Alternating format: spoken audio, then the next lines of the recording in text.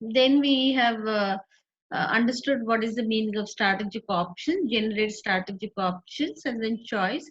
When there is a difference between the expected desired performance and expected performance, then when there is a gap which arises, then how to meet that, how to close the gap, to look into that.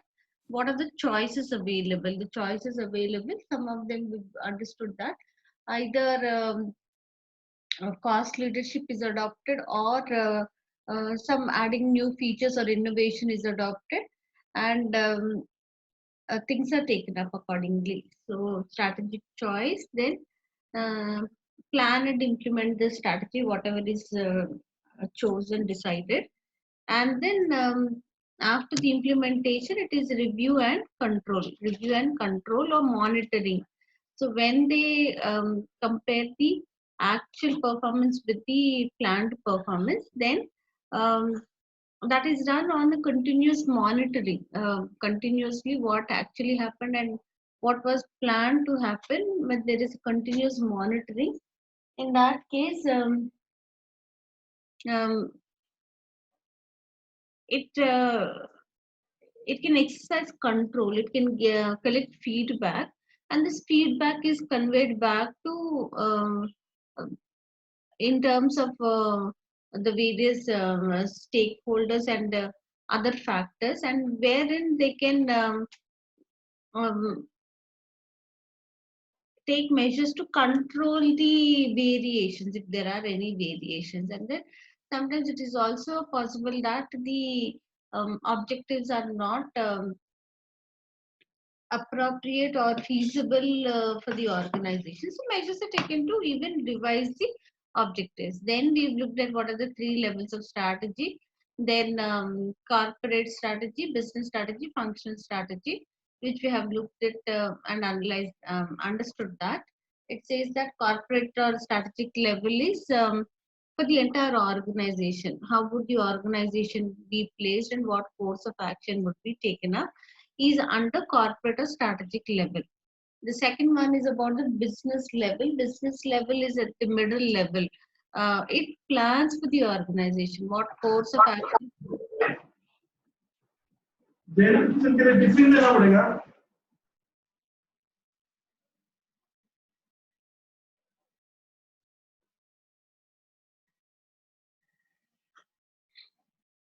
What course of action would be taken for the organization? What is the planning? What for the organization, within the organization? Now, at the strategic level for the entire organization, how the organization would be placed, but what course of action would be taken up within an organization is looked at by the middle level, that is business or management level. So they plan for the organization from the internal aspect.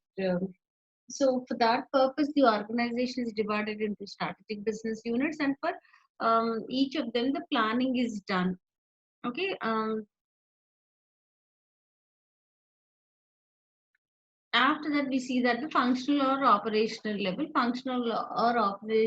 is at that level, at the operational level, that the implementation takes place, the planning is done. So this is concerned with specific objectives like what is human resource strategy, marketing, the operations of the production of goods or services, then the information systems and technology related strategy, because this is where the implementation actually takes place. So now we'll continue with the topics further. Okay. After a while, after we look into what are the types of strategy for today, after that, briefly we'll summarize what is there, and then we'll attempt to solve few questions from the exam kit. Is that fine?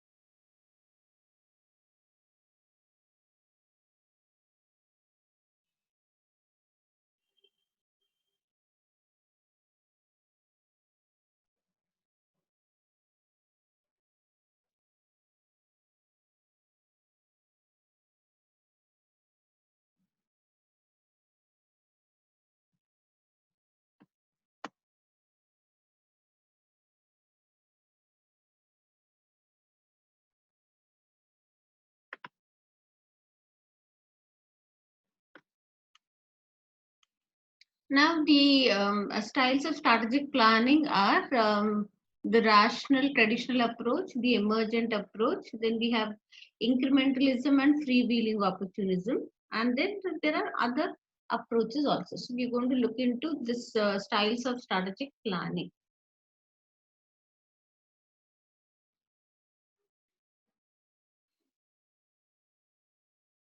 The first one talks about the rational model. The rational model, the name itself says that it is the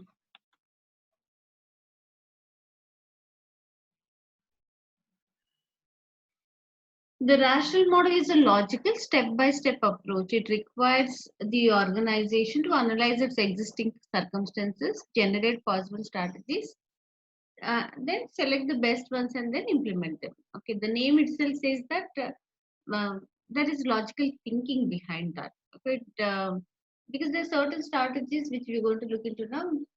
They are also as a response to what actually happens.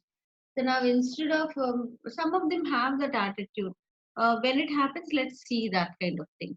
But some of them are very systematic, planned, organized. So if there is a logical step-by-step approach, we call that as a rational model of um, preparing the strategy, rational model of strategy.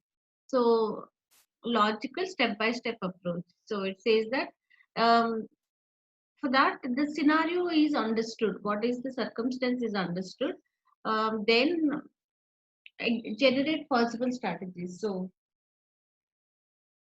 if the existing circumstances are understood, they are understood in various aspects. What if the there are what if situation 1 prevails, what if situation 2 prevails, like that various possible things which could happen also are considered, and accordingly the strategy is altered. Now suppose they are anticipating that, for example, if we consider, if demand is going to be a particular at a particular level, then what would they do? If that is not the case, what would they do? So there is an alternative for each situation. What if as anticipated that there would be a crisis for material, then what would they do? Like so um, generate possible strategies. So for different situations, after understanding what would be the various situations, according to that generate possible strategies. So if x happens, what should be done? If y happens, what should be done? So it is um, a response to various variations in what would happen. So they generate possible strategies. Okay, um, and then among the things, the various plans which they estimate or plan for the future, among them whichever one is the best one, they adopt that and then implement them. So the rational model, as the name itself is, says that it is quite logical and thinking. So, um, so based on a proper analysis of the situation, then various alternatives are generated, planned for that, and then from the planned alternatives, one alternative is adopted. That's the rational model.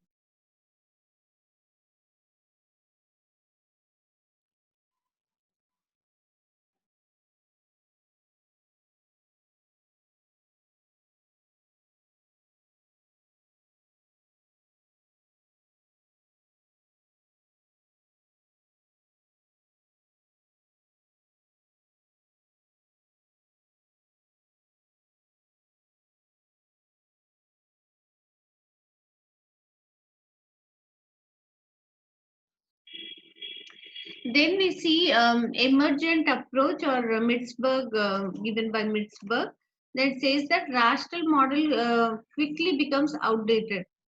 Does it so? Does it become outdated? Do you think so?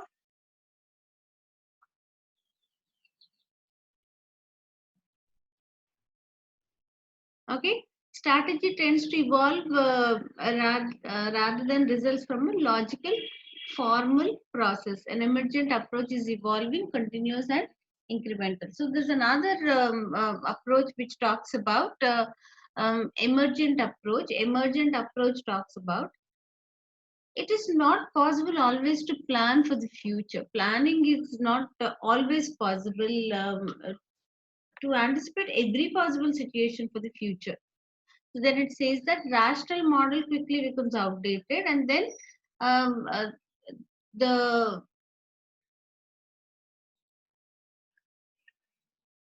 the style of thinking under the emergent approach is strategy tends to evolve rather than results from a logical.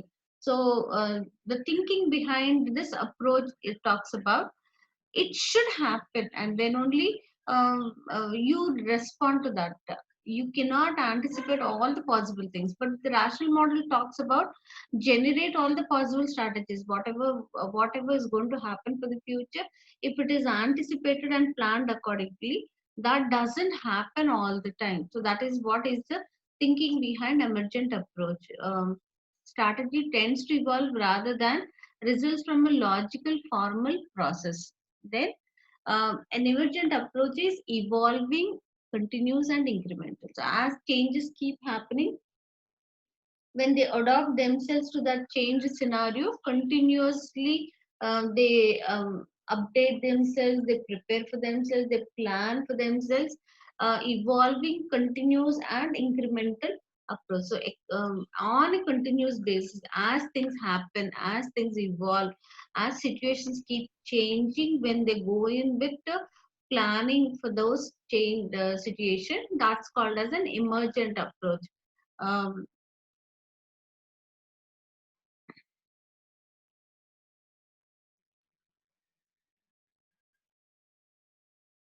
And then we see less formal approaches to strategy. One is incrementalism, given by Lindblom. Okay, this approach suggests that strategy tends to be. It says that it does not believe the rational model of decision making. So this one also doesn't believe in rational planning.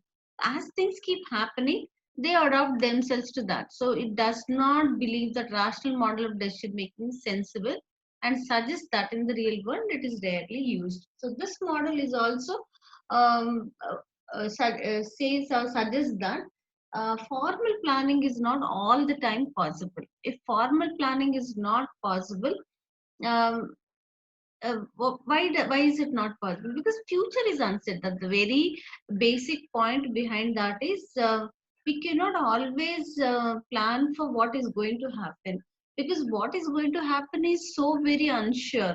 So when it is unsure and uncertain, planning doesn't happen. Therefore, as things keep happening, then adopt yourself according to that. So that is what is the logic behind incrementalism. Okay, so incrementalism was initially developed by this name Lindblom. Okay.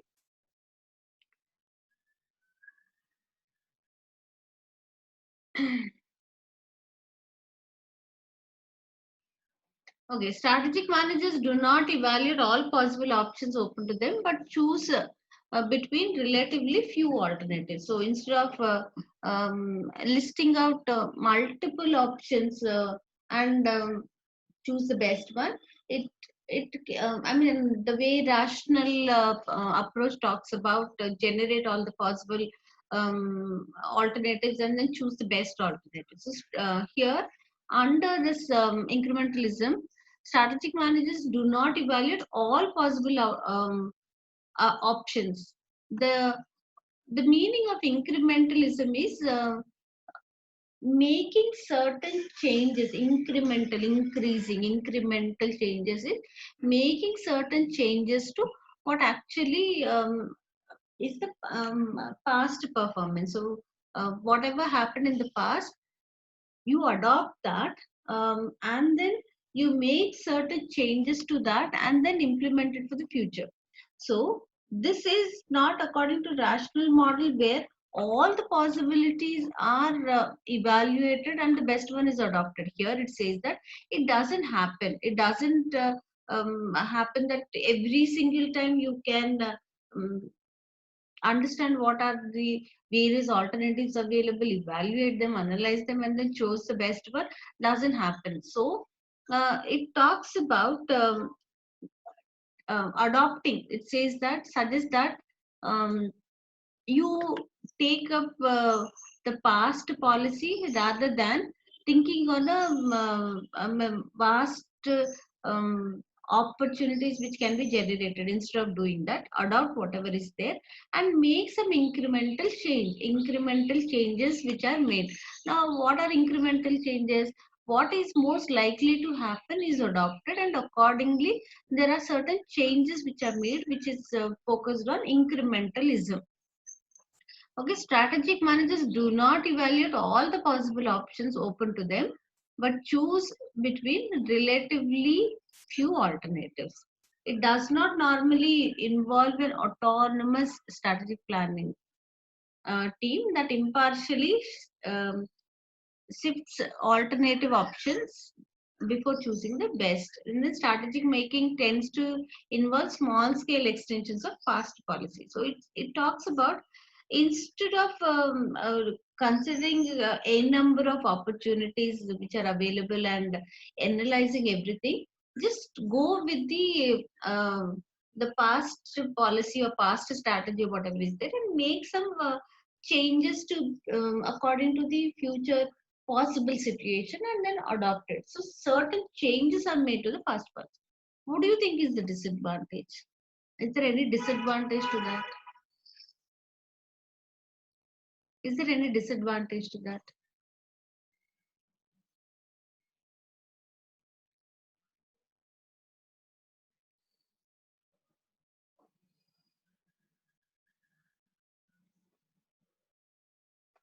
Any one of you? Is there any disadvantage to adopting the past policy and making certain changes?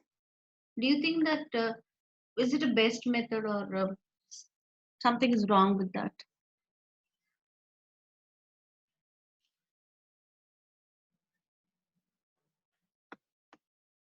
Am I audible? Yes, because the past trend is different. Yes. But then the point here is the past one is adopted and you're making incremental changes. It is not that as it is you're adopting. That's why incrementalism, incremental changes are made. So you would make changes. Past is different, and that different thing, now you're making changes. You have come closer, but you have to hit the right point. Anything? Do you see that there is some mistake with that, or there's some problem with this kind of strategy?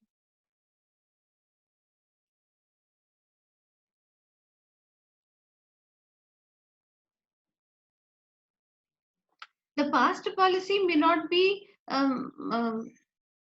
accurate, appropriate, or efficient one. It may also have some loopholes in that. It may not be perfect. Right? That was planned for the past. So what if it is not a perfect one? No, I'm asking you about is there any uh, deficiency in terms of adopting an incrementalism strategy?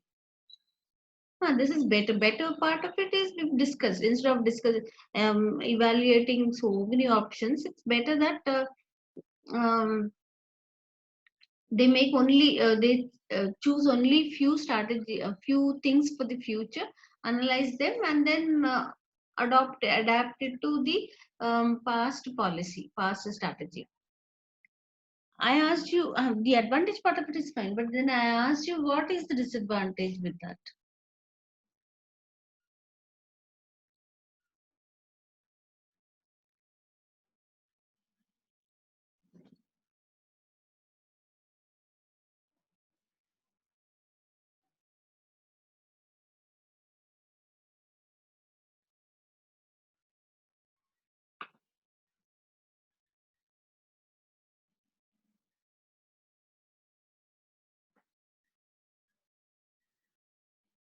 No, the point is, if suppose the past policy was not error free, it had some inefficiencies, it was not perfect, there was something which was not appropriate included in that.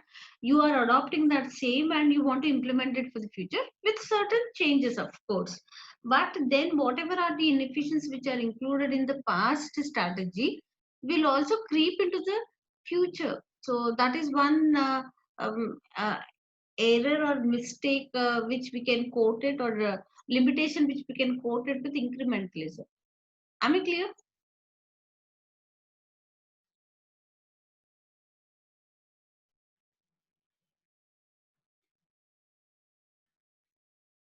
Okay, then we see that freewheeling opportunism.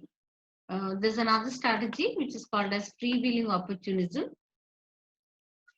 Suggests that the organization should avoid formal planning and instead simply take advantages of opportunities as they arise.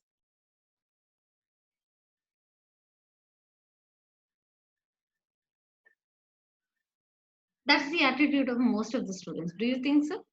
Don't you think so? Um, when when they are told study for the exams, people say, when they happen, we can see that. When the exams come, we will study. It's not only the student community, but most of them are have this kind of attitude. When things arise, let's react or respond to that. So this freewheeling opportunism suggests that organizations should avoid formal planning and instead simply take advantage of opportunities as they arise, as and when, whatever that comes across, whatever is the situation at that point of time, but respond to that situation. That is the idea behind freewheeling opportunism. Okay, freewheeling opportunities do not like planning.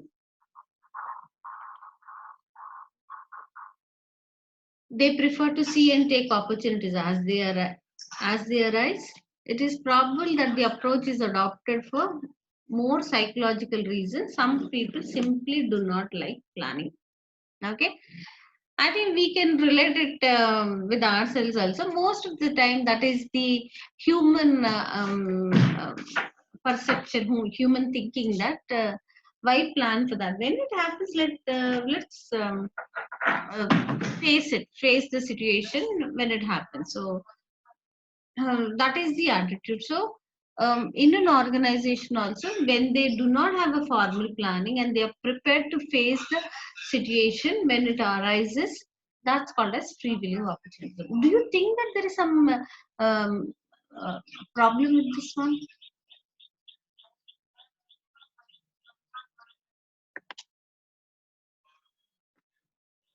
Is there any problem with such a type of attitude where they do not have formal planning and they prepare themselves to meet the future, the situation?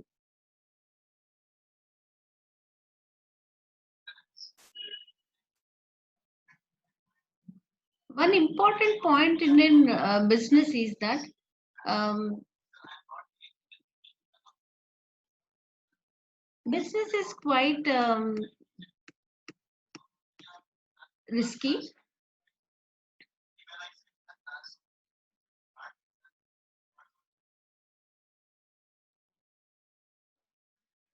Yes, yes. Last moment preparation needs a lot of backup. Business is dealing with the future period. Business is not instantly actions taken up and then implemented instantly. That doesn't happen in case of business. It anticipates what would arise in the future. As of now, there is nothing. As when the business starts, at that point of time, the business does not have anything with itself. So, taking up the risk of investing into the business, some amount funds are invested, and then some course of action is taken up with an anticipation that this would work out and will be accepted by the customers in the future. So it's only an anticipation, it is only a prediction forecast for the future. So the situation is not instantly present there, but it has to be built up on based on so many parameters, so many analysis and evaluations taken up. So in this process of analyzing the future, um, they take into consideration so many um, uh, ways in which they prepare themselves. So that's what we call that as planning at for the medium term, short term, immediate, current term, current period. For all that, planning is needed. So what is that? Um, I mean, what is that behind it? So it doesn't mean that if there is planning, everything goes according to planning. That is not at all the scenario. But at least they understand what would happen. After that, when there is a plan, when they understand the possible scenario which would happen in the future, they can also, next step, they can also think about what if this does not happen? What if there is a way?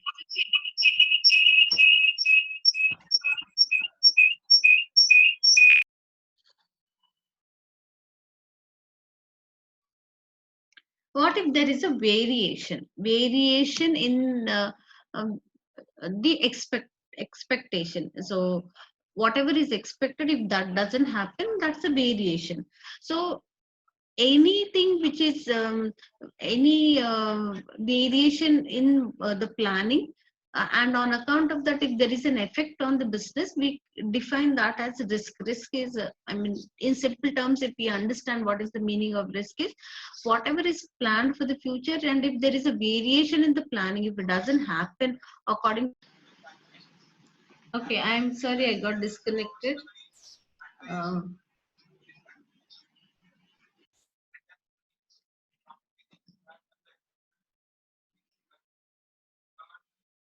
okay, you're able to see the screen, the PPT.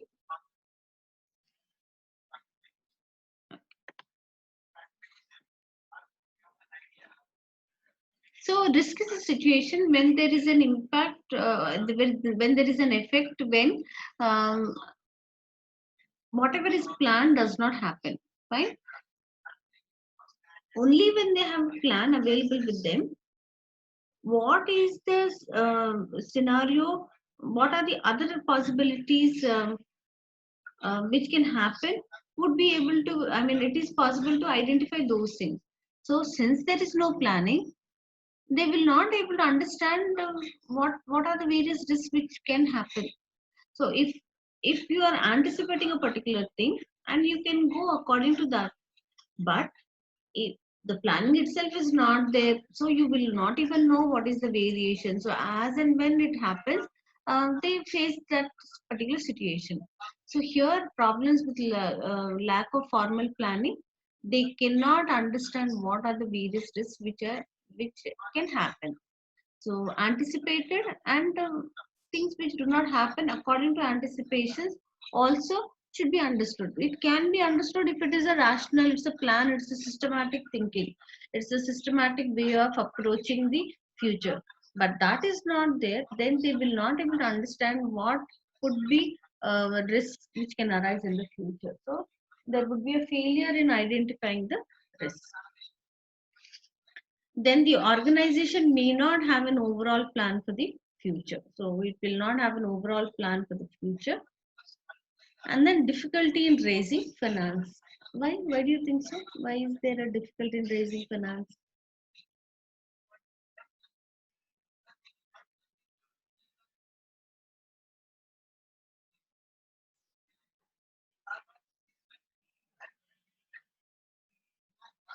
Why would there be a difficulty in raising finance? Now, normally, whoever is extending amount looks at what is their course of action, what is that their is their plan. When banks, financial institutions, they come forward, they would like to look at what is the plan for the future, what is that they would take up in the future, and how are they planning to invest their amount and earn returns. That is what is their focus.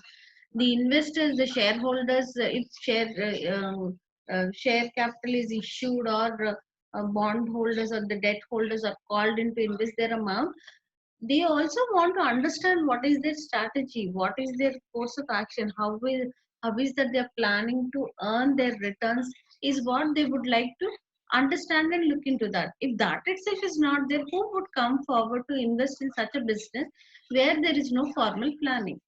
So it is a difficulty in raising finance. It is not such a simple task of just raising finance and then asking the investors to come forward and invest their business. When they themselves are not planned, investors also will not like to invest in such a business. So there would be a difficulty in raising finance. And then high level management skills are required. Yes, because when you have to adopt to every possible change which happens in the market and then you have to adopt to that, then in that case the skills required are on the higher note. Okay, high level management skills are required if these are the problems with lack of formal planning. Then we see there are other perspectives to strategic planning: the rational, the emergent, the incrementalism, and the freewheeling opportunism. After that, we see there are certain other perspectives to strategic planning. Right? The first one talks about a traditional approach.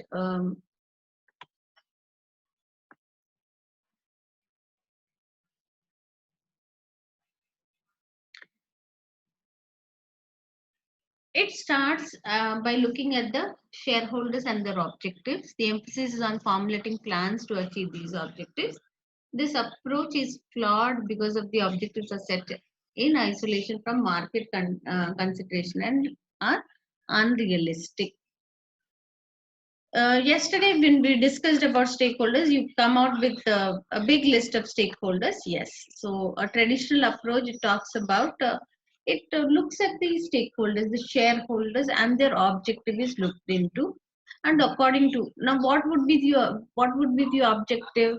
The objective is to add value to the stakeholders. That would be the objective. So when they are focusing on the the stakeholders end value should be um, improved or added. That value should be added. So in terms of if it is shareholders, how can value be added? By maximizing their shareholders wealth. If it is and the customer if, is the um, stakeholder, if it is considered, then adding value to the customer in terms of cutting down on the cost, in terms of improvising the quality. Okay, these are the things which are focused on. So it starts by looking at shareholders and their objectives, and then an emphasis is on formulating plans. So what should be done so as to add value to the stakeholders? How can they add value to them? Um, uh, Add some advantages, benefits to the stakeholders. So their focus is on stakeholders. From their perspective, um, the planning is taken up. So here it says that there are certain problems with this. What are the problems? Since this is the focus, then it may not be considering the market considerations, and then it may become unrealistic. Okay, the concept like customer is the king, or shareholders should be satisfied. If these are the goals, in that case, all the while focus shifts towards that particular stakeholder. But here it is not. The view should be covering an overall perspective. If that is not there, then that becomes a problem. The approach is flawed because the objectives are set in isolation from market conditions and are unrealistic. Okay, this approach is useful for not-for-profit organizations where a discussion of mission and objective is a key.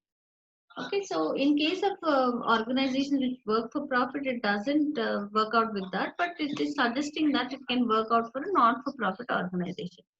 What is not-for-profit organization? Or organization where it works not with an objective of earning profit, but rather rendering services. So when they are rendering services, so if their goal is looking at the stakeholder, adding value to the stakeholder, satisfying the stakeholder, then that thing works out in case of a not-for-profit organization where their objective fulfillment is to serve.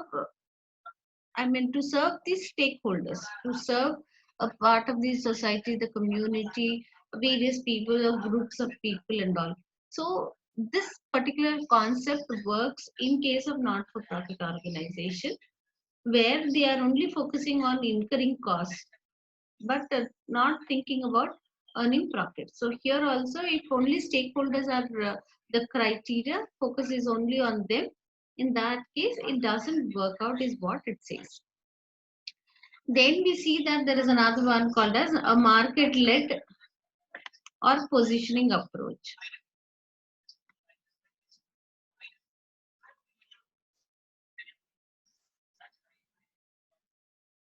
Okay, it starts with the analysis of market and competitors' actions before objectives are set and strategies developed.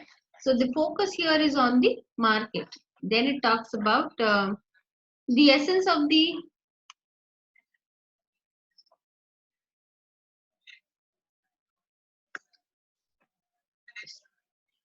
It says that the essence of strategic planning is to ensure that the firm has a good fit with its environment. The idea is to be able to predict the changes. Okay. Here, the second approach is focusing on the market. The first approach is focusing on the stakeholders. The second approach is focusing on the market. So, market-led or positioning approach. Okay. So, the market factors are taken into consideration. So, the competitors are considered, the analysis of markets and competitors, various types of markets, like what is the type of market, can they dictate terms, is it a monopoly, monopolistic, oligopoly, perfect competition. Now the strategies are different in each type of market. And the competitors, how severe is the competition, are there few competitors, many competitors, or what is their focus about, are they working out on cost cutting or they're working on innovation, how to survive in such a market where there are many competitors or few competitors but very strong competitors, in terms of the market share which they hold. So these aspects are taken into consideration to survive in such um, survive in the market. First, the type of market should be understood. Who are the competitors who are there in the market should be understood. What strategies are adopted by the competitors should be considered. And after that, planning should be taken up. Fine. The essence of strategic planning is to ensure that the firm has a good fit with its environment. So now they have to survive. They have to be accepted in that particular environment. So they analyze that situation there, the environment. Then the idea is to be able to predict the changes sufficiently. So based on these things, accordingly, the planning for the future is taken up. So in suppose it is a monopoly. In that case, obviously the competition would not be there, and then they can have their own strategy there in terms of price. But if it is a perfect competition, if there are many sellers existing there, in that case, a small error made by them also can affect them, can cost them in terms of losing their market share. So they have to be quite alert in terms of what would happen um, in such a scenario. So depending on the type of markets and the competitor strategy, if the competitor is coming down with a plan, with the strategy of announcing a discount, then maybe they would also have to, or they would be compelled to give a discount, because the competitors are announcing a discount or they're coming out with certain schemes and all. So when these the market is analyzed, then they will be prepared to meet the market. Okay. The market conditions, and the strategy can be according to that. The main problem with this approach lies in predicting the future, since it is about predicting the future, but prediction forecasting uh, is not always possible in all types of industries. There are certain industries which change drastically very frequently. Technological changes are updated very frequently. In that case, um, prediction is not always possible. So it says that since some markets are volatile, that it is impossible to estimate future ahead than the immediate short term. So when there are too many changes happening. So you must have studied budgeting sometime. So there is a budget called as rolling budget. You do not plan it for a very long period of time, but a period of time is split into small periods. And for each small period, a budget is prepared and then it is continuously updated into the budget. So what is the reason behind that? The reason behind that is because there are many changes which very frequently keep happening. In case of the changes which keep happening, instead of considering a long period of time, the focus is it is better that the short periods of time are considered and planning is done accordingly. So that is the focus. So if the market conditions are taken into consideration and if analysis is taken up, it may not be appropriate for a very long period of time. So you're only focusing on the market aspect and planning for a very long period of time. The planning would be there, but then the changes which tend to happen in that particular industry or that particular market, if they are volatile, in that case, planning becomes a, meaningless activity because it may not be applicable. So, what is the purpose of planning? Yesterday also we've seen that this continuous monitoring, what was planned and what is actually happening. There is a continuous monitoring. So, on monitoring, they keep comparing the actual performance with the planned performance, and then deviations are noted down and conveyed so that necessary action can be taken up. So, if you have a plan for a very long period of time, and if the actual is not according to what is planned, the process of planning itself becomes a wastage, right? Then we see that a resource based or competence led approach.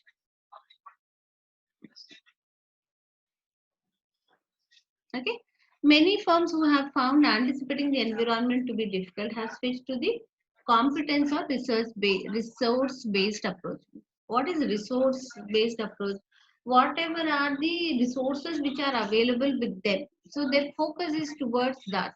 So the emphasis of a strategy is to look at what the firm is good at or its core competencies. So they are focusing more on their strengths aspect of it instead of external factors. Maybe they're focusing on their internal factors. The internal factors about what are the strengths, what are the core competencies is what they look at. External analysis talks about what is the market condition, who are the players in the market, what is the demand for their market share, the strategies of the competitor is external analysis. But internal analysis talks about what is their core strength areas, core strong points or those areas. So instead of considering the market conditions, which may not always be possible to predict it perfectly, because of the volatility, then they focus on their internal factors. So internal factors, it talks about where the emphasis of strategy is to look at what the firm is good at or its core competencies. So the strengths and weaknesses, the internal analysis, internal factors are considered. Ideally, these correlate to the areas that the firm has to be good in the order to succeed in its chosen market. So if they can identify, focus on their core competencies, they can relate that to the market scenario and then plan according to that.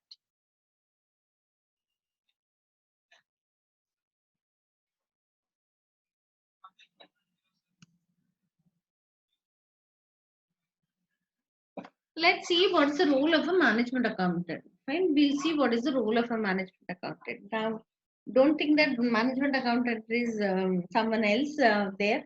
So it is not your duty; it is their duty to bother about what is their role. Don't even think about that. Just understand that as a student of CIMA who is pursuing management accounting program, at this level, they have an expectation that you put yourself in the shoes of a management accountant. That is what is the expectation. So it is not how much theory you know, because those are tested in some other conventional programs like a graduation degree or post graduation degree. So the theoretical knowledge is tested there. But at a professional exam like this, um, it is that you have to adopt yourself to the role of a management accountant. Otherwise, you cannot answer the questions. So, unless and until you are that management accountant, you will not be able to analyze or give advices or suggestions or critical analysis. All those things are not possible. Okay. Um, so, what is the role of management accountant? If you are studying it as an answer, you understand that you also should know all these aspects. So that is the best way of understanding what is the role of management accountant, right? A form of management accounting which emphasizes external factors as well as non-financial and internally generated information. So let's see. The role of management accountant, there is a definition given by CIMA official terminology. It says that strategic management accounting is a form of management accounting. But what is management accounting? Accounting for the management. So, management accounting is the simple definition of management accounting says that accounting for management for decision making. That is the meaning of management accounting, what we have learned.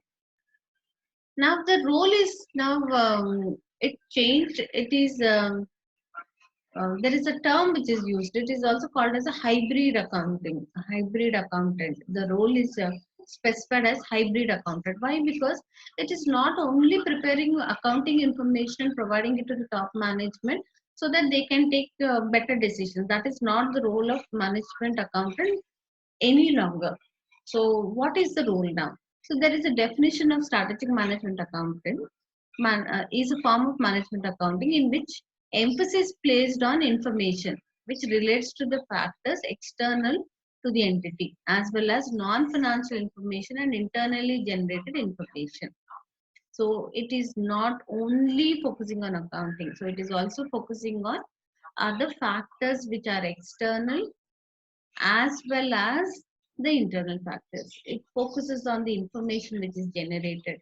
It needs to have a um, knowledge about the external factors, internal factors, and um, the information which is associated with the external and internal factors. So this indicates that some key differences between strategic and traditional management accounting. So from the definition, it says that earlier management accounting was all internal. So the information which is analyzed and interpreted, and it is provided to the top management so that the top management with the help of this information will be able to take decision making. So it was more focused internally. It was not about the external analysis.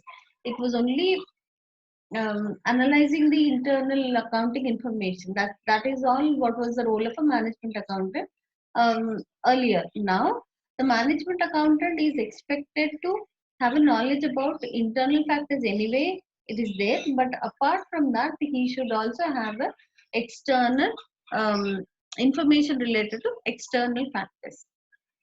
Okay. So this then the external focus. Let's look at what is the external focus.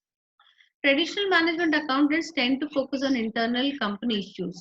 Okay, this is because their role is to aid in the creation of potential strategies for the business, then to safeguard the company assets.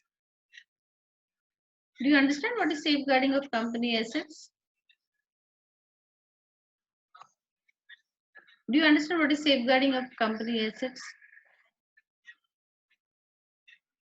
Once in a while, I also have to check whether someone's listening to me or not. Do you know what is safeguarding of assets? Yes, what is it?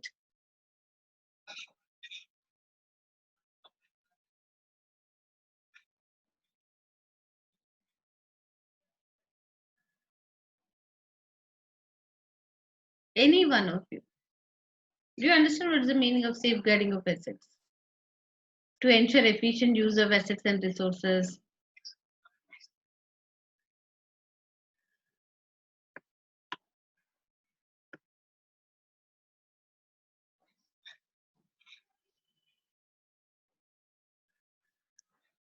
Yes, ma'am is for what, Pooja? Are you listening to me for that? It is yes or safe. You know the meaning of safeguarding company assets. S is for that. Or are you listening to me? Is the S is for that?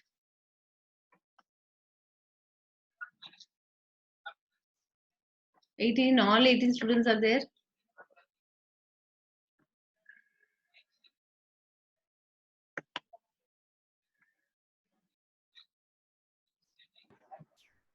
Ma'am, basically it's about how you safeguard your financial asset, how much you pay for a particular asset. No, no, That way you safeguard your financial asset and the no, assets that no, you no. already have in the company about how it is used and what is the How timeline. it is used, how it is used is safeguarding. It is not how much you pay or Right. safeguarding by insurance. No, how you use is safeguarding the assets, and then how do you account for that? Um, uh, Safeguarding of assets talks about not giving an access to everyone in the organization. Now, assets of the organization, not everyone should have an access to that. Only those that need um, uh, these assets for the performing their duties should be given an access. Best example, not everybody is allowed to use the computers in the organization. Okay, the database, not everyone can have an access to that. So only those that need these assets to use it, use that to perform their duties. That is the concept of safeguarding company assets. So now the how is it done? So that is another important point.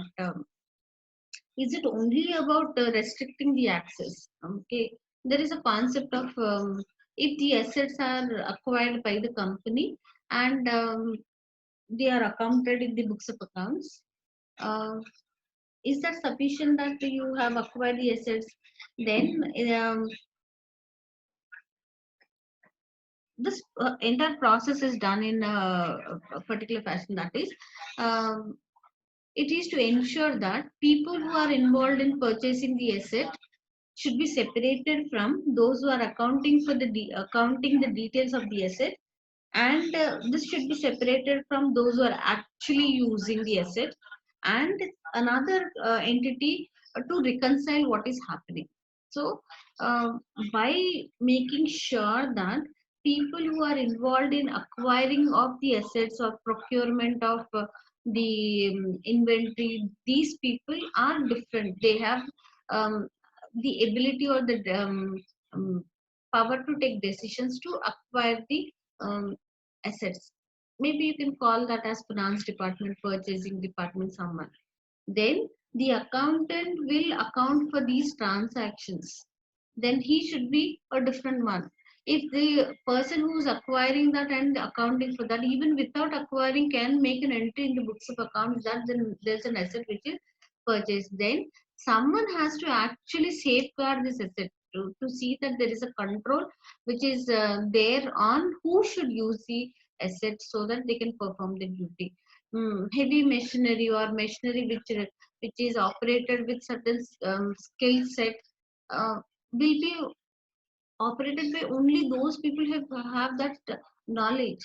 Okay, only they have to do that. So someone who can take care of the asset, safeguarding the asset, who should use that, how to use that, that is safeguarding the asset. And then to reconcile everything, to check that, verify all that, it should be done by some other party. Then if there are four different entities taking care of this one, then there is a less chance of any fraud happening. So that is the focus here. So here it talks about it aids in creation of operational strategies for the business and to see that the company's assets are safeguarded. It is not that anyone can have an access to that, and then any asset can be purchased and anything can be accounted for in the books of accounts is also not the situation. What are the assets which are to be purchased, who's taking the decision, and what is the amount which is accounted for in the books of accounts. Then after this is accounted, someone will reconcile the physical asset with the entry which is there in the books of accounts. So that is also the role of the management accountant to understand how what should be the transactions related to the assets which are purchased, accounted in the books of account, which are there placed in the organization for some purpose, and someone to reconcile these transactions. So that was the focus of the management accountant, because it is an internal issue there. Then to measure and report both the financial and non-financial performance to the managers. So apart from safeguarding the assets, to also account for the uh, transaction and measure the performance, because the management accountant's role is to provide information. How is the information provided? It's not a traditional trading P&L account and a balance sheet. The information, whatever is available, is analyzed, interpreted, and provided to the top management for decision making. So, to measure and report both financial and non-financial performance to the managers, right? And to ensure efficient use of assets and resources. What does it mean by efficient use of assets and resources? Um,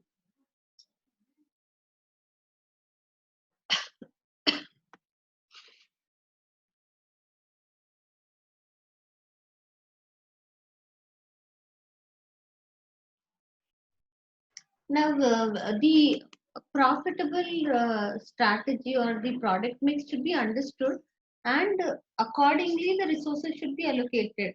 The resources should be put into use, um, using the resources to the fullest. Yes, and optimum utilization, uh, so that the profit can be maximized. That is the focus here, to ensure efficient use of assets and resources to the optimum extent, fullest form, utilized in such a way that the profit is optimized, the profit is maximized. That's the focus. So this is because their role was in this one. Then we see that it should be forward looking. Forward looking is a large part of our, yes, without wastages, where it is needed to be invested. Okay, all those things also should be considered. Okay.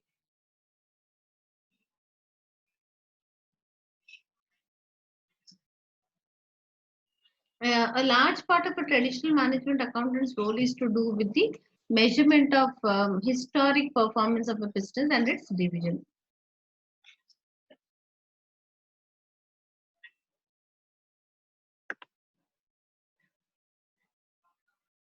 Okay, so this for the management accountant was providing an analysis of the historical transactions, isn't it? So here it says that they should also have a forward-looking approach, because they were more focused on analyzing the past performance. The transactions are accounted for, recorded, and then provided to the top management for decision making. That is all was the role earlier. So now there is an emphasis that they should be looking forward. They should also have the approach of forward looking. Then information provided by strategic management accountant should have the competitors analysis, customers profitability, the pricing decision, the portfolio analysis, corporate decision support.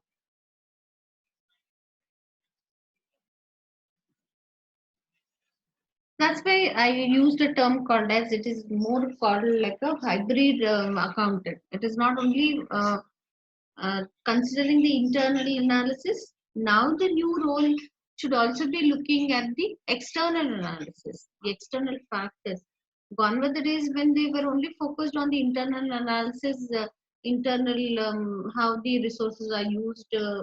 Those things only were the focus of how the data is analyzed, the information is analyzed, interpreted, and provided to the management for decision making. That was gone with the days. But now the management accountant, the strategic management accountant, or you put yourself in that place, or you, because you are pursuing this program called as CIMA, you have to have the competitors analysis, customers profitability, pricing decision, portfolio analysis, corporate decision support. So there's so many aspects of that which the management accountant needs to have an idea about that.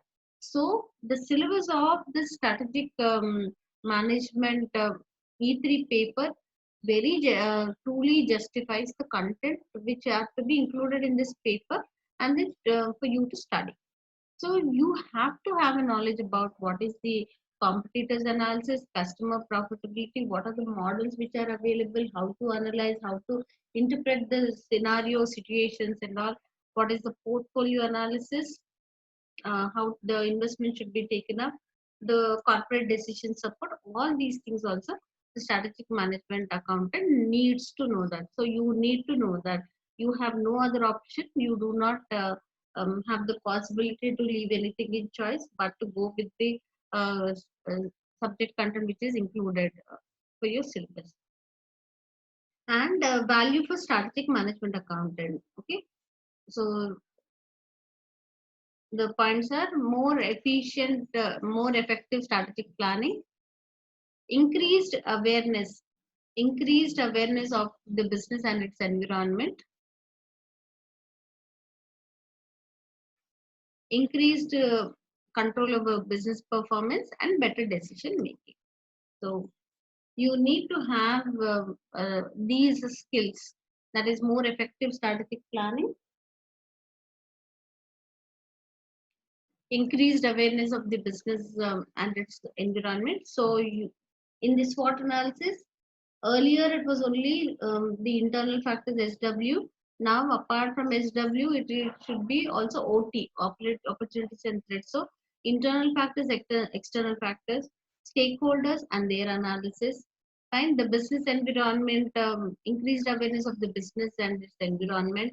So the environment, when it is understood, it connects all the stakeholders to the external environment, fine, and then their interest in the organization should be understood, because each stakeholder has some interest and some benefit which they are looking from the organization, so their perspective also should be understood.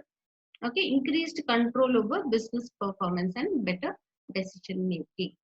Okay, this is all with an intention to take better decisions.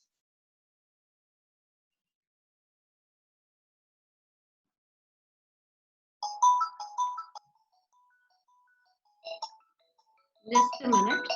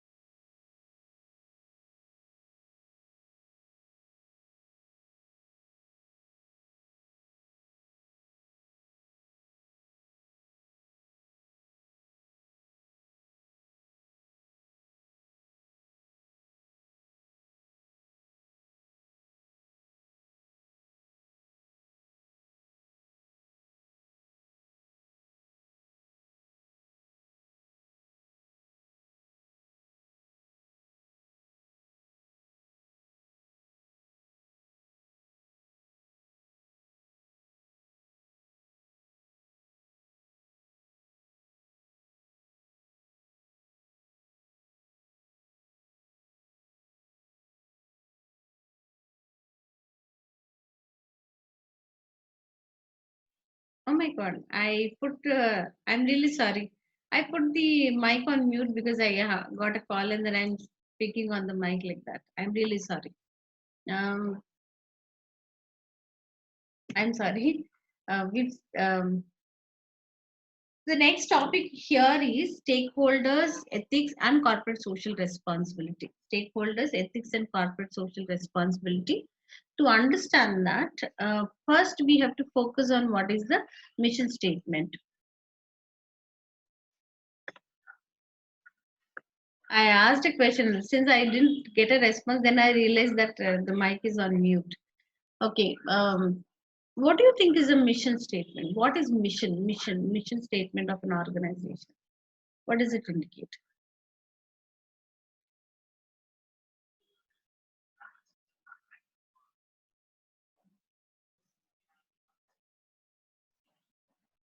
Any one of you? Do you understand what is a mission statement?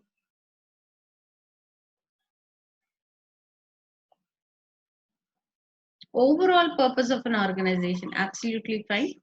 Um, the very basic purpose of its existence when it is defined, that we call that as a mission statement. Okay. um, the fundamental questions of what is the purpose behind the establishment of the organization. Okay. What are the objectives which it has to fulfill? Organization purpose and position, yes. The purpose, the position defines the company for its stakeholders, yes. The very basic purpose. Okay. Then when once it is defined, after that vision statements are defined. What is a vision statement?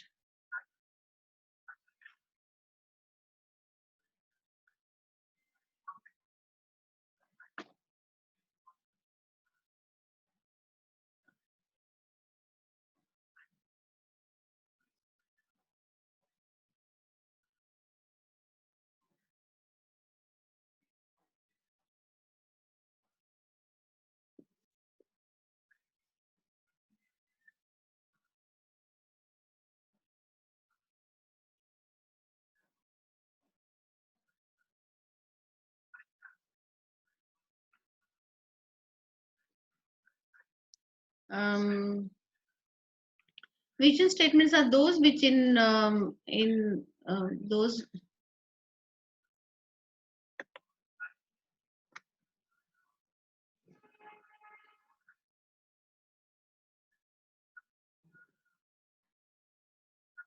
Okay, in short tells the goals of the company to achieve in future. Shows the company vision.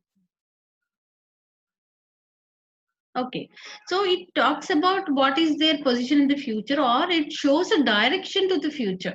Mission statement. So, mission statement talks about a long-term purpose of its existence. So, in the long term, what is that it wants to achieve is defined by the mission statement. But then the vision statement talks about how to take this into the future. So, it is basically focusing on the direction in which it has to take up, or what course of action will help them to achieve their mission statement is about the vision. Okay. um, when purpose is realized of the organization. Okay. After that the external demands for responsible business practices. uh, we will discuss about the ethics and then in detail, but in simple terms is we understand that um, what are the shared values of the value system of the organization has to be understood. What is their behavior, how seriousness are they towards the right behavior. Talks about ethics. So what should be the course of action, how should they carry out their business, and how serious are they about carrying the business in a rightful manner. So, what are the characteristics and all? We'll see that tomorrow. Then, whether they have any responsibility towards the society. Is it only with an intention of making profit that they are established and they earn profit? Is that the focus, or do they take up the responsibility for the society to cater to the needs of the society? So is there anything apart from running their business that they want to do for the society is also studied under corporate social responsibility. After that, the stakeholders part of it, the stakeholders mapping, that is, there is a model which is given by Mendler. We call it as Mendler's matrix, talking about what course of action should be taken depending on the stakeholders and their power which they have. Some of the stakeholders are very powerful, some of them are not so very powerful. So some of them respond to things very easily, some of them do not respond. Okay, in such scenarios, how to what strategy should be adopted is given by Mendlo. Mendlo has given a model, fine, and then how are the conflicts resolved. So this is also, so we will see that in detail in tomorrow's class. So let's quickly jump to the examination kit, the practice exam kit, what we call that, and then see the questions slowly. Mm,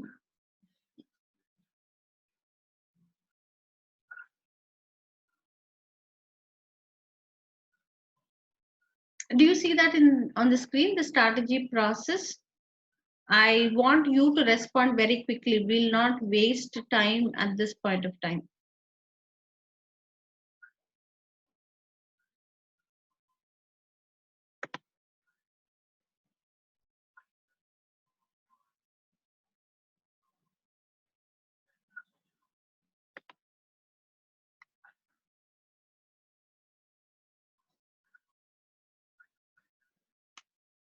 The process of strategy formulation, um, QPLC currently sells its products in two major markets, Europe and Asia.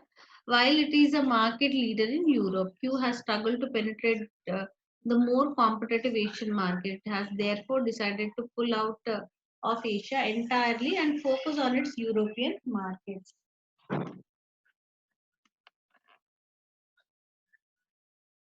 Which one of the following levels of strategy does Q's decision relate to?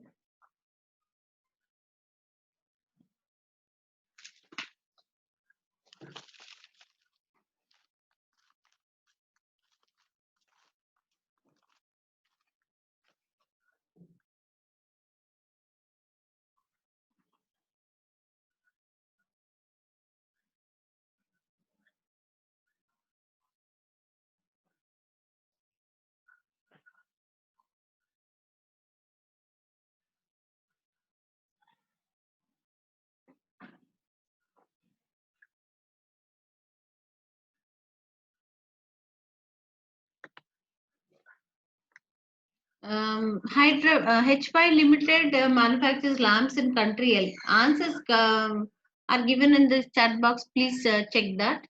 Okay. The concept is, it has while it is a market leader in Europe, Q has struggled to penetrate the more competitive Asian market. So, which market to sell and all is under corporate? Yes. Which second one talks about HY Limited manufactures lamps in country L. Which one of the following is consistent with an operational level strategy? So, what's the answer?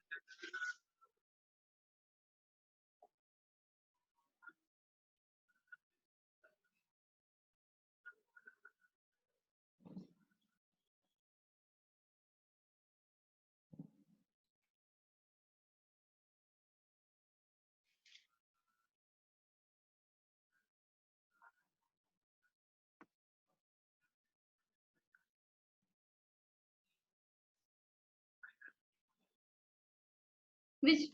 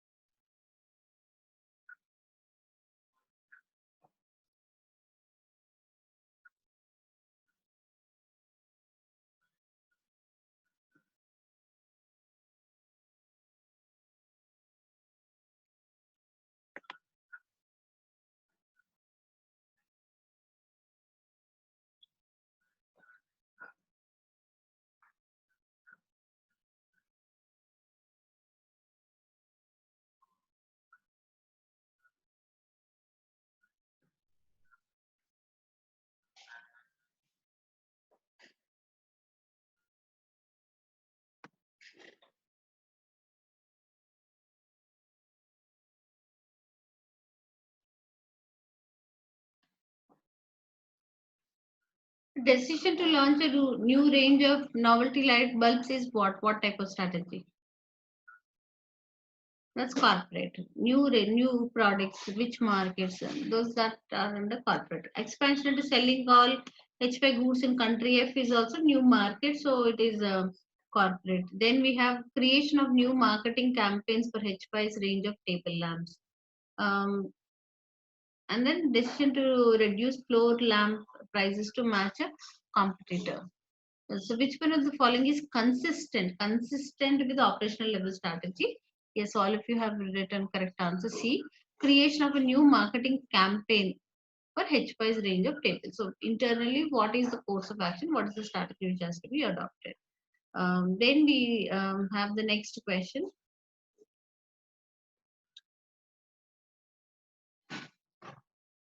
What is a conglomerate?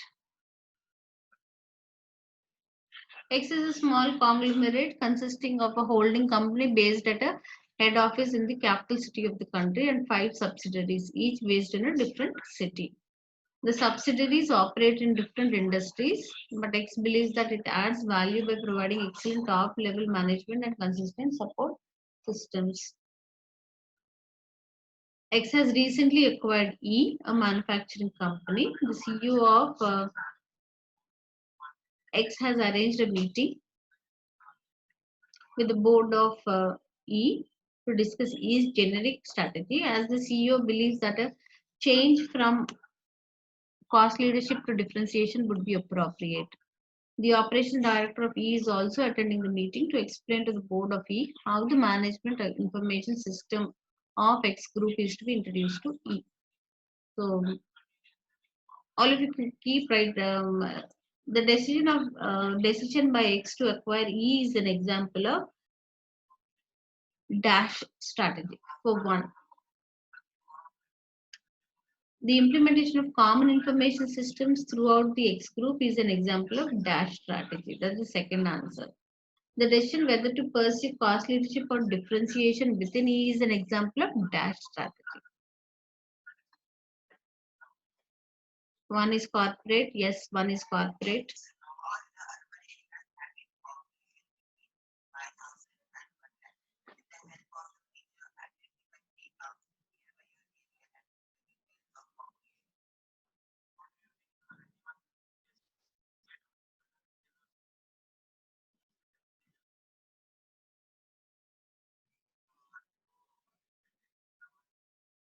Two functional. Yes, yes, yes.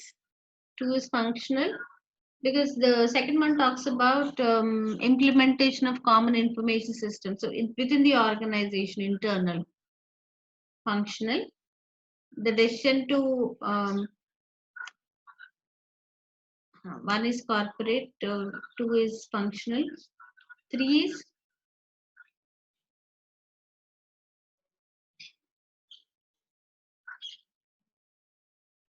is business strategy. It is about what? Three is business strategy. That's right, all of you. Three is business strategy.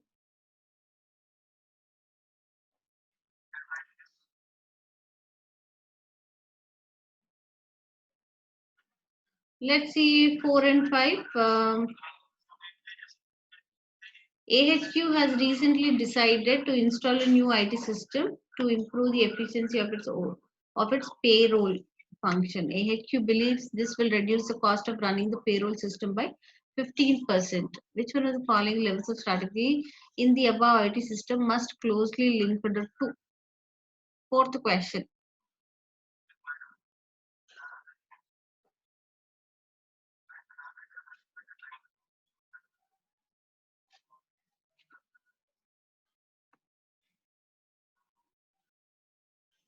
Okay, good, good.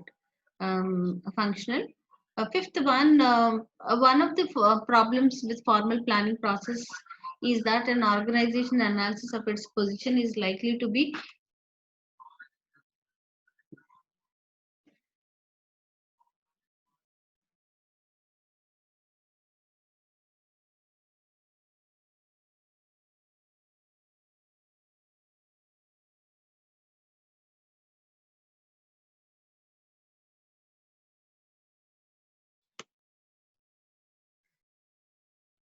One of the problems with formal planning process is that an organization analysis of its position is likely to be incomplete, leading to ineffective strategies being selected. This usage is known as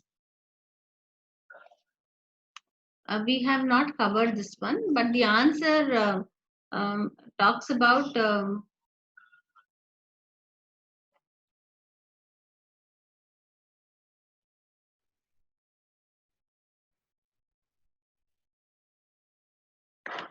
formal planning process. Okay, formal planning process. When we are talking about formal planning process, is one thing.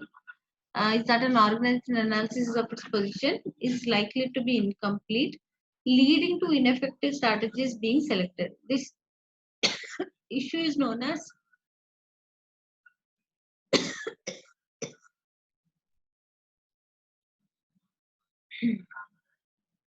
formal planning process is called as rationality. No, rational approach we learned today. Rational one. Yes, right. Bounded rationality.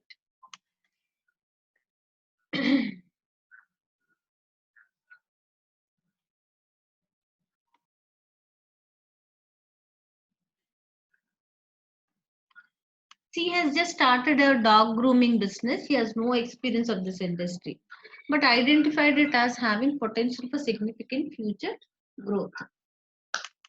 The market is relatively stable with few innovations or changes occurring each year. As she has invested a significant proportion of her life savings into the business, she wishes to consider her approach to creating an initial business strategy. She has some experience of strategic development and has a large amount of spare time to devote to her new business. Which one of the following strategic planning models would be most suitable for C's business?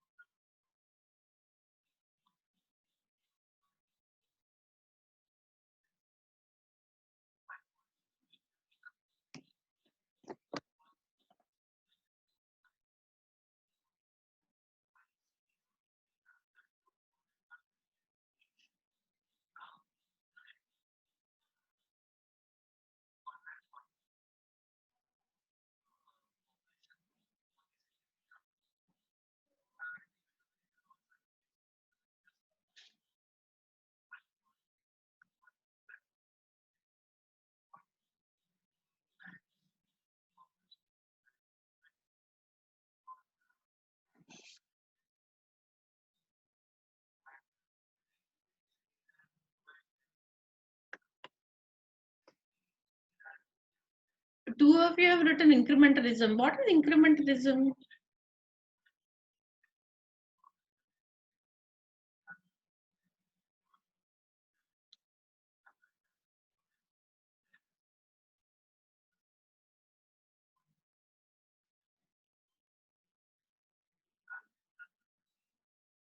What is incrementalism? Adopting the past strategy, making changes according to the future requirements. That is incrementalism. So here, the nature of the business is given and the investors' details are given. She has just started a dog grooming business. She has no experience of this industry. Apart from that, but identified it having a large potential for those things. No, no, no, no, no. She has some experience of strategic development, has a large amount of spare time to devote to her new business. So she is ready to take up. No, no, no, no. She's ready. Freewheeling is as and when it appears. Okay. She has a lot of time to devote to her new business. So she's ready. She has understood what is the. She has some experience of strategic development. She has. Okay. Um, so Pragati is rational. Do you agree with that rational model? It is a systematic, logical thinking manner which you can devote the time. All those features are there.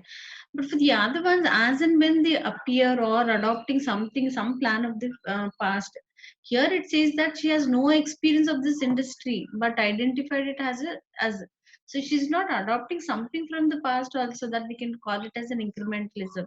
It is not as and when. So she is ready to devote time and um, uh, develop it further.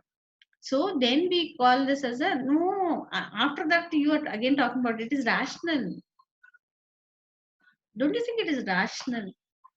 Emergent is as and when it emerges. It is not going with the logical thinking. See, he has done the relative study about everything, every aspect of it, and then um, taken it up. So it's rational model. Seventh one says, which two of the following statements are consistent with the freewheeling opportunistic approach to strategy development?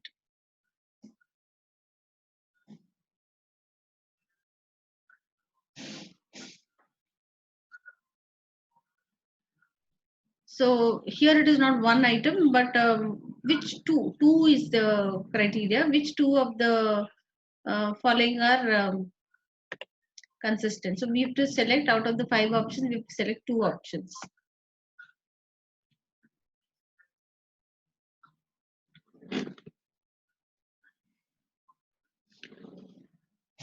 Both of them in the same thing you write. We have to select 2.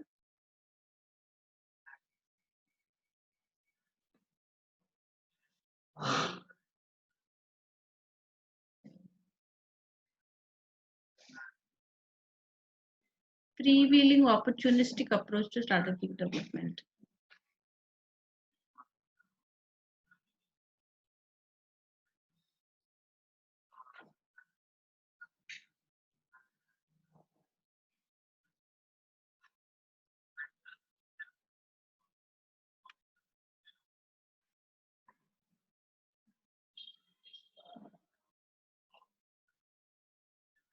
Do you see the screen?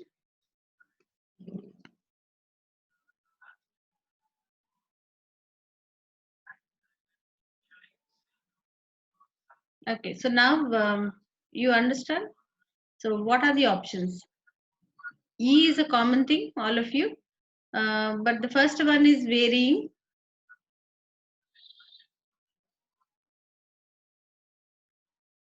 All of you have agreed E is the point.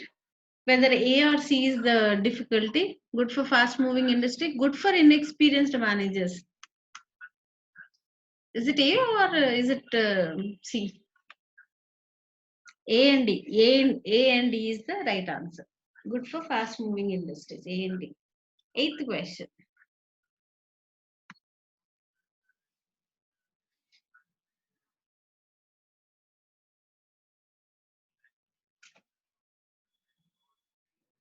X is a public utility generating and distributing electricity. Until last year, X was publicly owned. X was then privatized and it is now owned by a range of institutional investors and a large number of private individuals.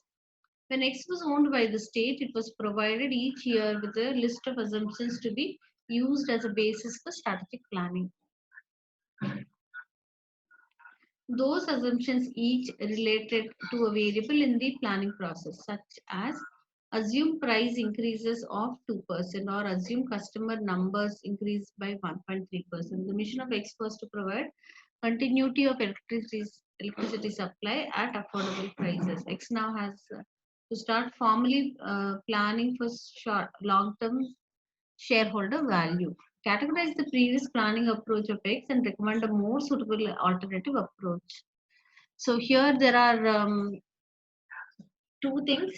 X previously took dash approach to strategic planning.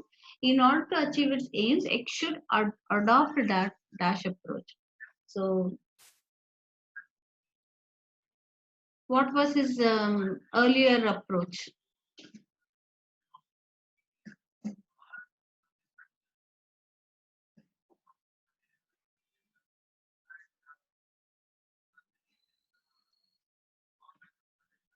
When X was owned by the state, when X was owned by the state, it was provided with a list of assumptions to be used as basis for strategic planning. Planning was there.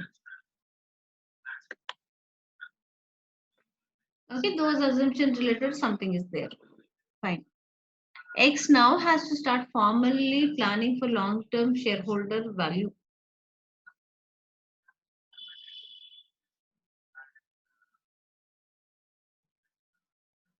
Categorize the previous planning approach of X and recommend a more suitable or alternative approach. So what approach was there? Two options, no? To write both the options in the same answer. X previously took dash approach. What was the approach? So there was strategic planning, planning in terms of assumptions related to variables in planning such as assume price increase of 2%, assume customer numbers increase by 1.3%. So they were making certain changes to whatever was existing. So they were making incremental changes. That was the strategy. The first point, one will be incremental approach because the examples are also very clearly given. So assume the price increase of 2%, assume the customer number increase of 1.3%. So there was some incremental analysis. So that was taken up. So the first one is incremental approach. What's the second? At present, in order to achieve its aims, X should adopt dash approach.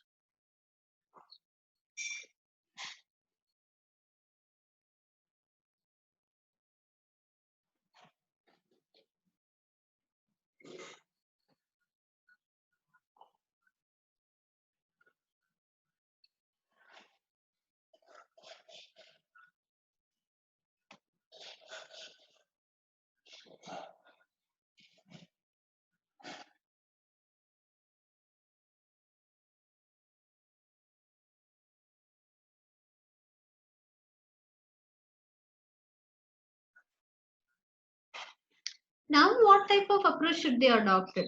Someone wrote rational. Um, by why rational? Disha has given the answer. Disha has given the answer rational. Why rational? No, earlier it was incremental because he was making changes accordingly. So earlier it was incremental. Now it should be.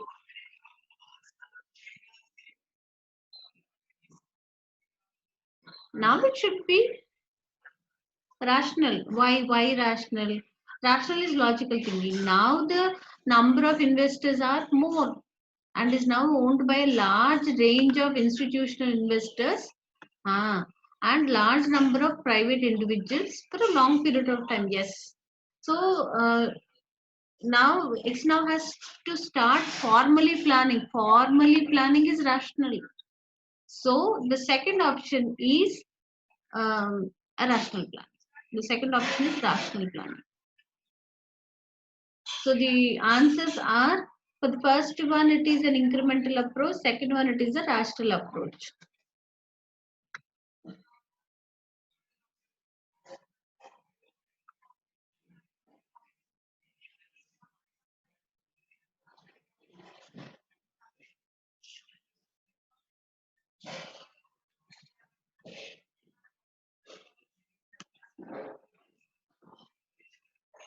Vayu is a charity based in country K which aims to offer value for money. It has been set up to manage an area of woodland on behalf of the local population. Vayu aims to have around 3,000 visitors to the woodland every year, but in the last year it has only had around half of this number. Vayu has spent the same amount on advertising as in previous years, but has moved from using leaflets to radio advertisements.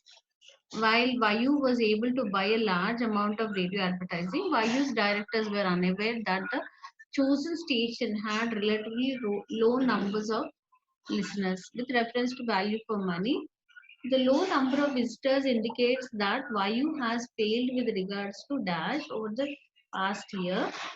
Um,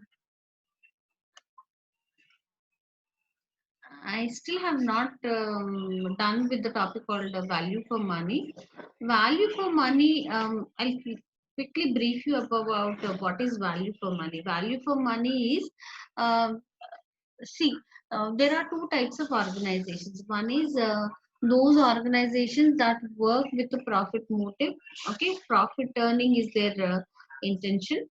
And some of the organizations which do not work with a motive of earning profit. So they want to render services. So in that case, how do we evaluate their performance? Whether they are I mean, what they are doing, how do we, is the appropriate one or not, how do we measure that? So, to understand that, then we have to consider value for money. Under value for money, there are three E's. We call it as value for money. Under value for money, there are three things which have to be considered. Whether now it is not profit is not their focus. Their focus is rendering services. So if it is rendering services, the first one what they have to focus on, whether they, there are three E's which are considered under value for money.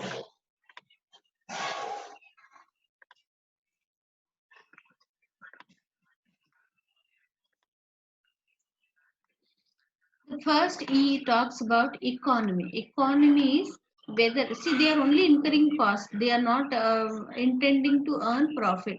So if they are not intending to,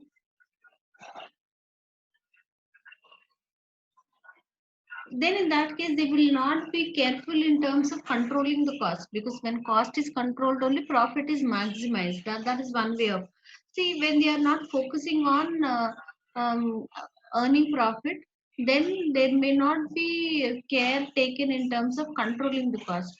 But the performance of such organizations which are um, not for profit organizations, the first E should be they should be able to control their cost. Just because profit is not the criteria doesn't mean that they spend as much as they want. So first thing, they have to economize their cost. Okay. Then efficiency has to be understood. So efficiency, if efficiency is also there, then it results in effectiveness, they being very effective. But what is efficiency? If we are talking about efficiency, there should be a cost benefit analysis, um, comparing what is the input which they are putting in, the input versus the output. So the output should be compared with the input. So what they are investing, out of that, are they getting the same output? Whatever is the intention with which they are incurring the amount, so they should be able to get the benefit out of that. It is not only incurring cost, but to that extent, the benefit also should be generated. So there is a comparison between input and output. That is efficiency. Okay, then when they have these two aspects, that is economy and efficiency, then they are termed as effective.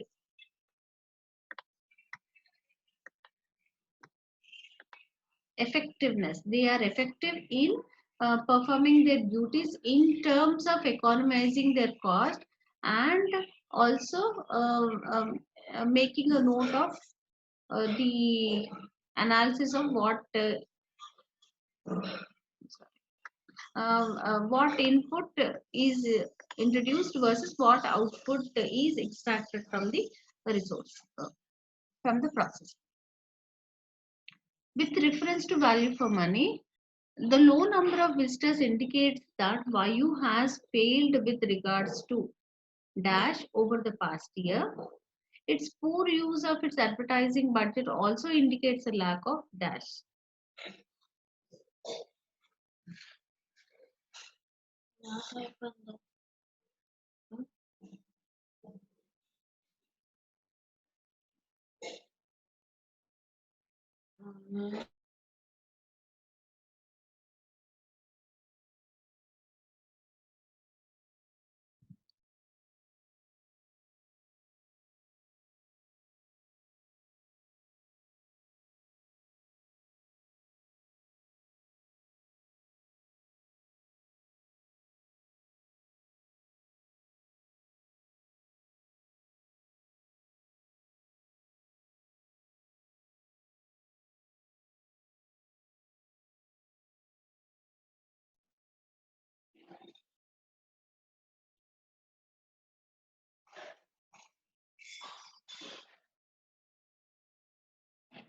Only one answer I got.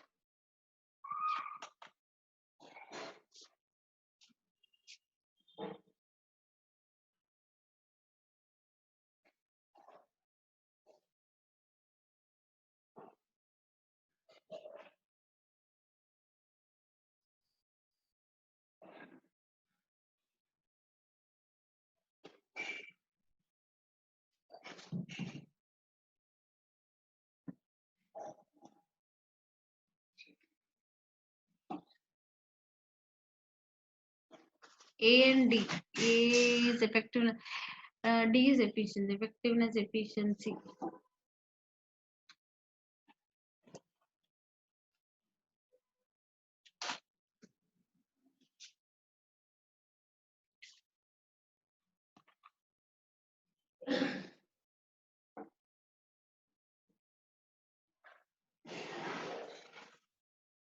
Anyone else?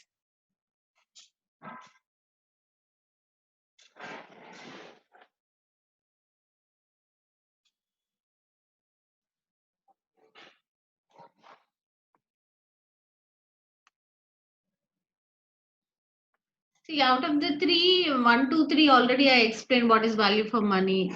So one is not the situation. We can rule out ethics, we can rule out expertise, we can rule out. So we are left only with three, A, B, C. So effectiveness, economy, efficiency. Economy part of it is not applicable. Why? Because YU has spent the same amount on advertising as in the previous year. So here in this case, the low number of visitors indicates that YU has failed with regards to effectiveness and efficiency. Okay, they would have not overspent that. So that is how you have to arrive at that. Only two of you have given the answer. Yes, both of you are correct. I'm erasing the. Then the 10th one. Let's quickly do that and then move forward. The following four companies have taken varying approaches to strategic planning. Which of the companies has adopted a traditional approach? Select all that apply. So we are not sure how many apply. So that is another risk here in this case.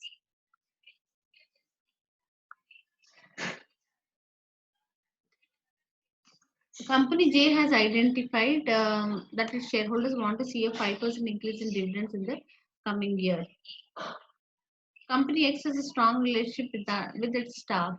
It wishes to use this to increase the amount of work each staff member undertakes, enabling significant cost savings to be made.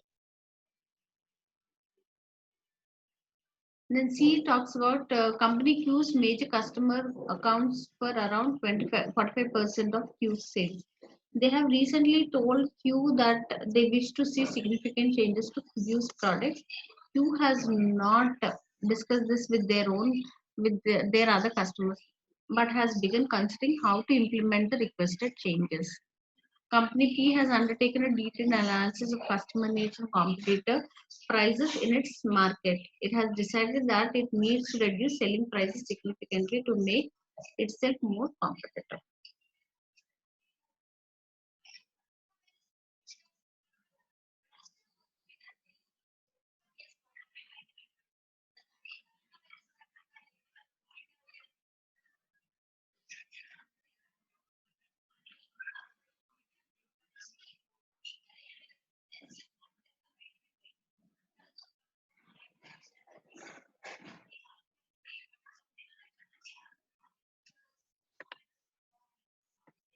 The traditional approach,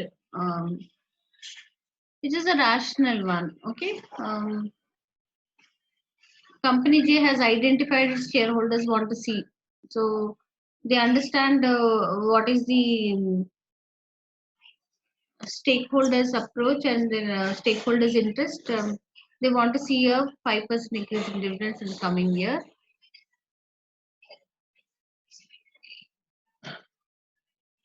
Increasing amount of staff members undertakes, enabling significant cost savings to be made.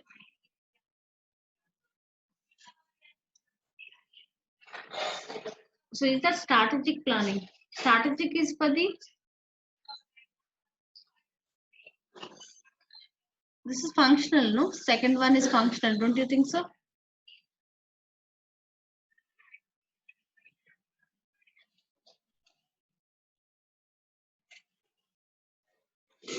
B and D are functional, not strategic. So the answer goes with A and C. Are you there with me? Are you listening to me? Hmm. So the sometimes I put my mic on some disturbance, then I put it on mute mode. I don't realize it, so that's why I have a doubt. So the strategic planning approaches to strategic at the strategic level, it thinks about the entire organization. B and C are focusing on their internal aspect of how to implement their work.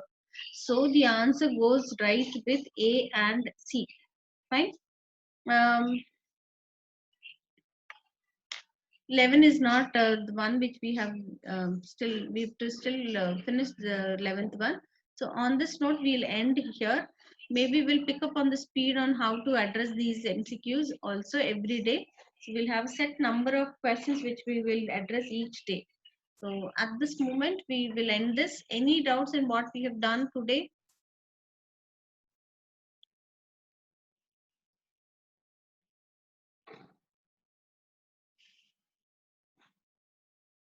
Okay. Um, so we'll meet tomorrow. Right?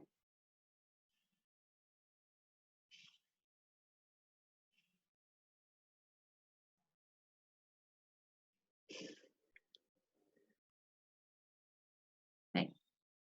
Good day.